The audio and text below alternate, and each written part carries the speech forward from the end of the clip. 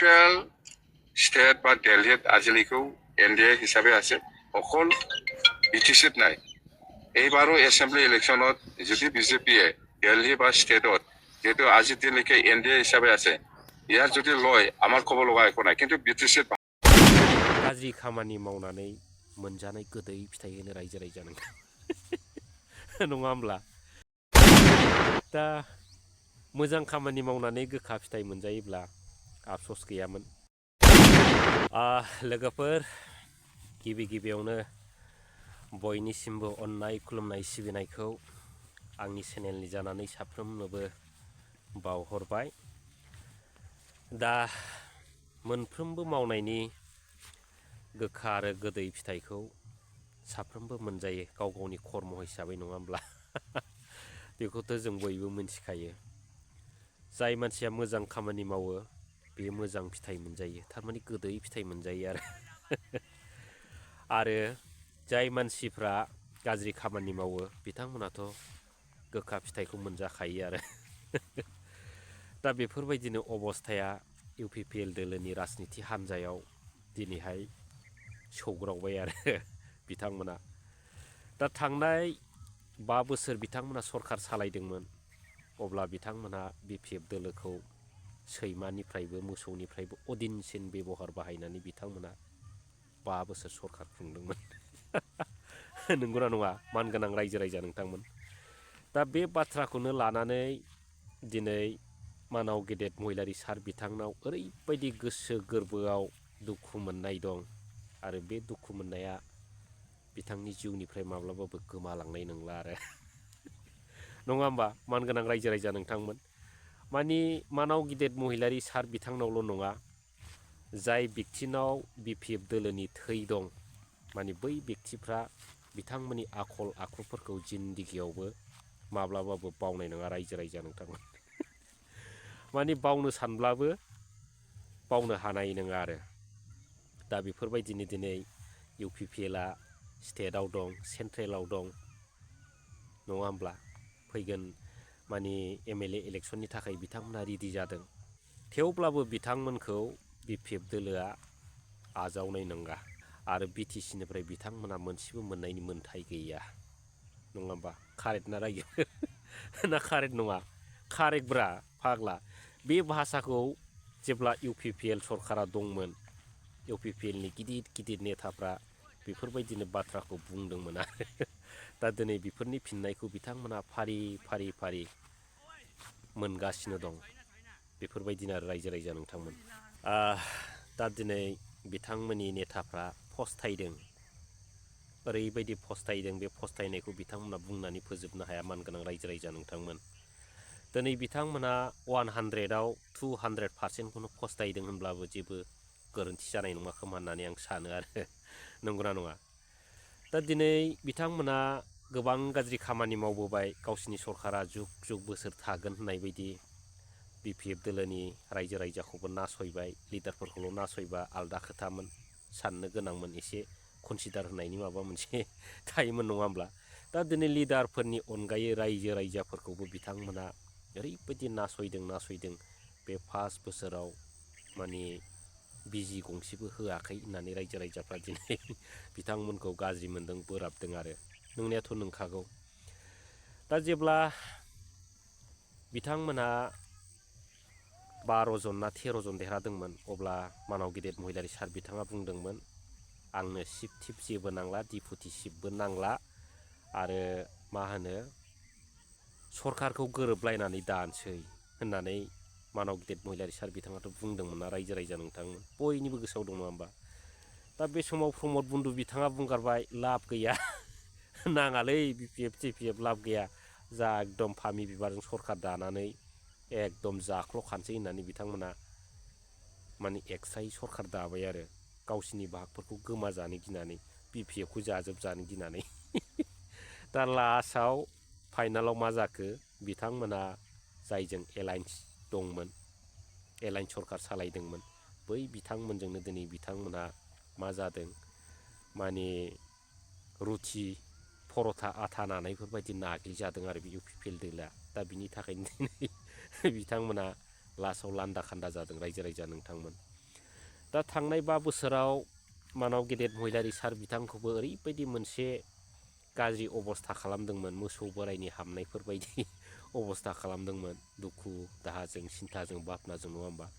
दा बै समानो दिनै प्रमद बन्दु बिथांनि खाफालाव फैबाय रायजो नोंथांमोन। दिनै प्रमद बन्दु बिथाङा जाय गोरोन्थिखौ मावदों, बे गोरोन्थिखौ लानानैनो बिथाङा दिनैहाय मोसौ बोराइनिफ्राय मोसौ बुरिनिफ्राय गाज्रिसिम माने थल्लब थफं माने हामनो थांगासिनो दं आरो नङा होमब्ला? बेथ' हामखागोन। नैबे MLA इलेक्सनावथ' बिथांमोना सानै बा सासेखौनो देरहागोन ना देरहायाखौ सिन्था खालामनांगोन आरो सरकारा BPF दोलोना दासो दाजेनदों आरो बै 5 बोसोर सरकार सालायगौ मानि बे UPPL दोलोआ हांगारबो थागोन ना थाया जोंहा बेखौ सन्देह दंसै आरो नंगौना नङा रायजो नोंथांमोन?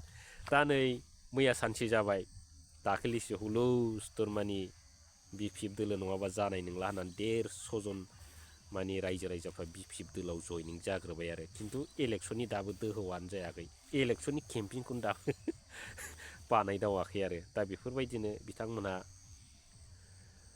गोदै फिथाइ मोनजादों आरो। मानि बिदिखौ मा होनो, मानि गाज्रि खामानि मावनानै मोनजानाय गोदै फिथाइ होनो रायजो नोंथां नङा होमब्ला? दा मोजां खामानि मावनानै गोखा फिथाइ मोनजायोब्ला आफस'स गैयामोन, नङा होमब्ला? माब्लाबा गोदै फिथाइ मोनजागौमोन आरो रायजो नोंथांमोन। लोगोफोर, आरो मोनसे गुसुं आपडेट दंबावो आरो, जाय आपडेटखौ खोनायोब्ला मानि मिनिनोबो ओंखारगोन आरो बोराबनोबो ओंखारगोन आरो। बिराद डेन्जार आपडेट बियो दिनै UPPL दोलोनिफ्राय मैदेर दान्थाल ओंखारदों। ओरैबायदि मैदेर दान्थाल ओंखारदों, बे मैदेर दान्थाला मानि BPF दोलोनि बिफां लाइफां नस्थ' खालामग्रा, गय बिफां दानस'ग्रा मानि नारफायग्रा मैदेर दान्थाल आरो बिराद फाग्ला जायोलै रायजो नोंथांमोन। आरो बे UPPLआव मानो बेफोरबायदि जानला मोनला बुस्थुआ ओंखारो बेखौनो आं बिराद सिन्था खालामो आरो मालाबा दा बे जाहैबाय जोंमाफुरि होननाय गामियाव आरो, बिसमुरि। बिस्वजित नार्जारि होननाय सासे BPF सापर्टार, बिथांनि मा होनो गय बागानाव थांनानै हुलुस्थुर मानि बिथांमोनहा नारफाय नारसि खालामजोब्बाय आरो। गोबां थाखानि लस जाबाय आरो बिथाङा, जोबोद दुखुनांथाव। दा जेनबाय बिथांमोनहा बेफोरबायदि पार्टि लानानै मालायनि धोन सम्पति नस्थ' खालामनाया माने बिराद मोजां होननांगौना गाज्रि होननांगौ रायजो नोंथांमोन? दिनै बिथांमोनहा बेफोरबायदि इसिबां हिंसा भाबै दिन थांनायखायनो, दिनै हिंसा भाबै सरखार खुंबोनायखायनो दिनै बिथांमोना थेर बेथेर जादों। अब्लाबो बिथांमोना दिनै मोनथिबावा रायजोफोर, नैदोना मा बेबहार खालामो बे दोलोनि मानसिफ्रा। दिनै बे गय बिफां, बे खान्थाल बिफां, बेफोरबायदिया बिथांमोननि मा लस खालामखो, नङा होमब्ला?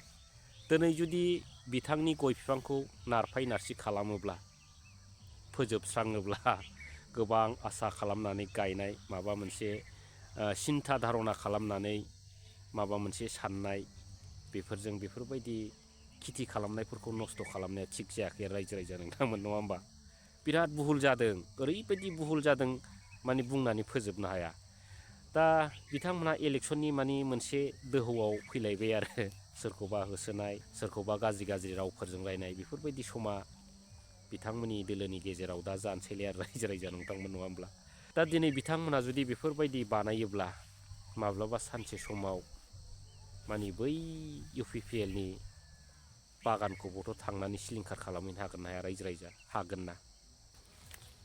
जिखुनु मा बुंनो रायजो नोंथांमोन, नङा होमब्ला? दा बिथांमोननि दोलोआव बुंनो थाङोब्ला मानि साननो हनो गोरों मानि नेताफोरजों लोगोसे रायजोफ्राबो गैया होननानै जों दिनै बुंनो हायो आरो, नङा होमब्ला? दिनै बै गय बिफांफ्रा मा खथि खालामखो UPPLनि, नङा होमब्ला? बेखौ दिनै सानहरदो रायजो नोंथांमोना। दिनै मानसिजों मानसि दाय जालायनो हागौ, मानसिजों मानसि माबा एटाक खालामलायनो हागौ, नङा होमब्ला? पार्टिजों पार्टि रायज्लायनो हागौ, बोराबलायनो हागौ, सोंखारिलायनो हागौ, नङा होमबा?